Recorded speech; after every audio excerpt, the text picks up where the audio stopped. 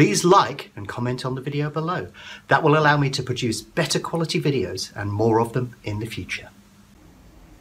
So I want to talk about draw bias. Now, people who are into racing will know what draw bias is immediately, but there are a lot of people who aren't into racing who'll have no idea what it is or how it could be used. And the other video that I produced on BetAngel, which includes elements of automation, takes advantage of draw bias. So it's important that I actually do talk about draw bias in its own right.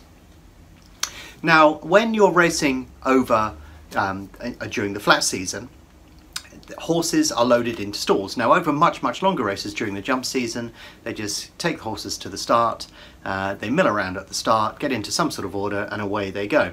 But during the flat season, where you have shorter races, where timing is much more critical, then they load the horses into stalls.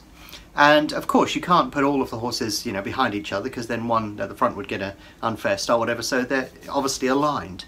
But on one side you have rails, on the other side you have rails, and then the stalls will sit on one side of that, depending upon the way that the course goes round. And as a consequence, a horse that's near the rail will tend to do a little bit better. Not only does it have a line which to follow to the finish line, but also it can actually run slightly less distance than some of the other horses as well.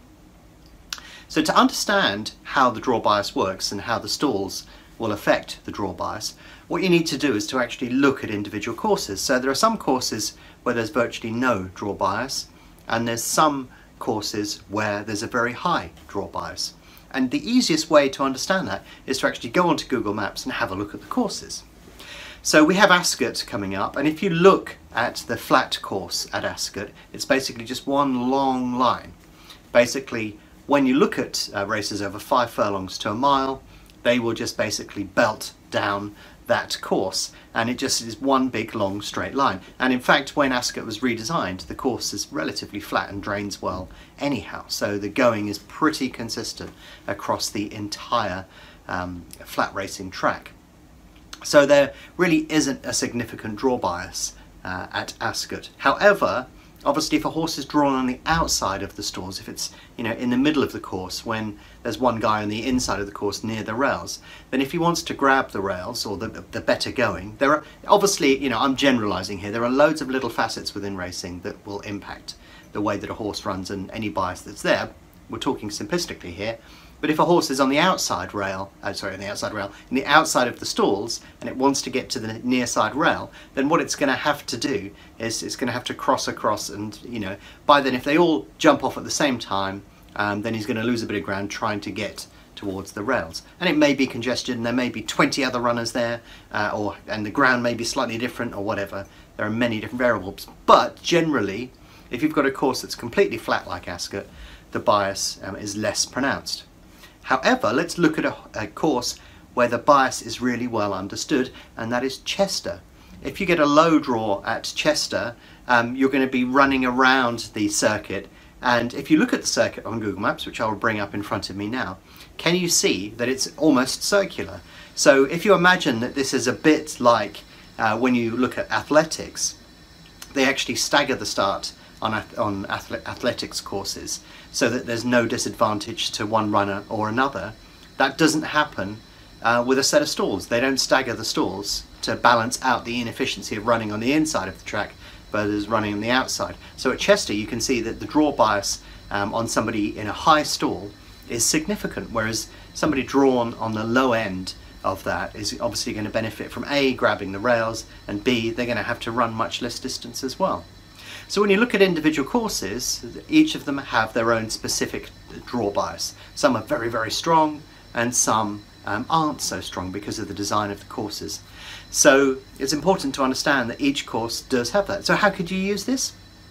Well, in the automation video that we produced that goes alongside this video, I'm just hearing myself tell me that 5 minutes to the next race, so I better get a move on.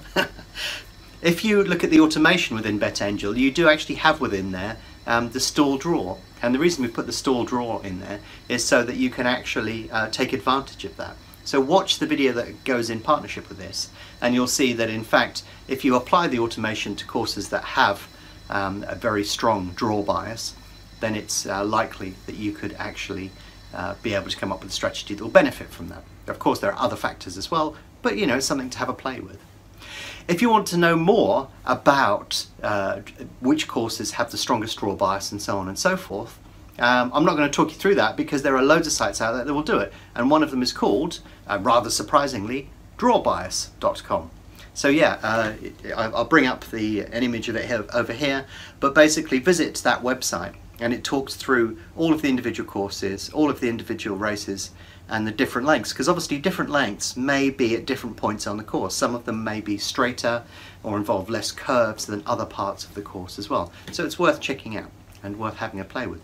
But you'll generally find it coming up in your results anyway. If you do anything that is related to the stall draw, what you will find is that certain courses produce different results to other courses, and that will manifest itself in a number of ways. The winners that are likely at those courses, the percentage offset that you can do when you're looking to dob or things like that, they all vary according to individual courses. And as they say, and it applies to trading strategies as well, you know, horses for courses. If you know that a horse runs over a certain distance and likes a certain course for a certain reason, you'll find different statistics coming out of all of these variations. There's no standard default type of course. When you look at the courses in the UK, they're wildly different, so they do produce different results and favour some horses more than others, and certain distances and certain draw biases and so on and so forth. So it's always worth investigating. Vary your strategy according to those metrics. Anyhow, that's what a draw bias is,